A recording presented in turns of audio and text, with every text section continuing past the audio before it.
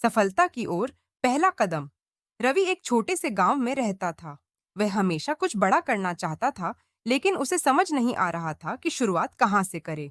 हर दिन वह अपनी किताबों में महान लोगों की कहानियां पढ़ता और सोचता कि आखिर इन लोगों ने ऐसा क्या किया जो उन्हें सफलता मिली। एक दिन उसकी मुलाकात गांव के एक वृद्ध व्यक्ति से हुई, जिन्हें सब ज्ञान बाबा कहकर बुलाते थे। रवि ने उत्सुकता से पूछा, बाबा, मैं अपनी जिंदगी में सफल होना चाहता हूँ, लेकिन समझ नहीं आता कि पहला कदम कैसे बढ़ाऊं।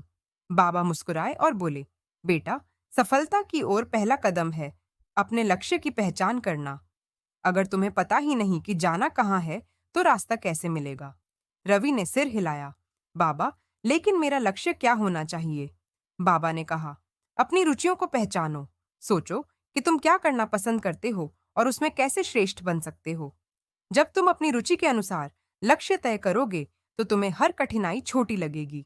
रात भर सोचने के बाद रवि को एहसास हुआ कि उसे पढ़ाई में रुचि है और वह शिक्षक बनना चाहता है।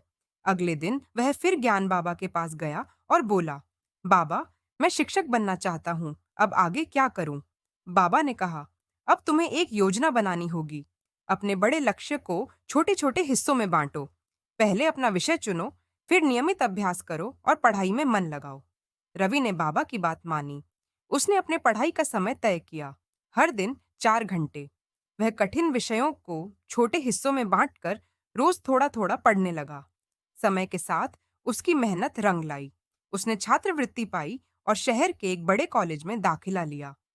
कुछ सालों बाद रवि अपने गांव लौटा। अब वह एक सफल शिक्षक बन चुका था। उसने गांव के बच्चों को मुफ्त में पढ़ाना शुरू किया, ताकि वे भी अपने सपनों को पूरा कर सकें। जब किसी ने उससे पूछा, तुम्हारी सफलता का रहस्य क्या है, रवि ने मुस्कुराकर कहा, पहला कदम है अपने लक्ष्य को पहचानना, और दूसरा कदम है सही योजना बनाकर उस पर ईमानदारी से काम करना। अगर ये दो बातें समझ लो, तो सफलता दूर नहीं।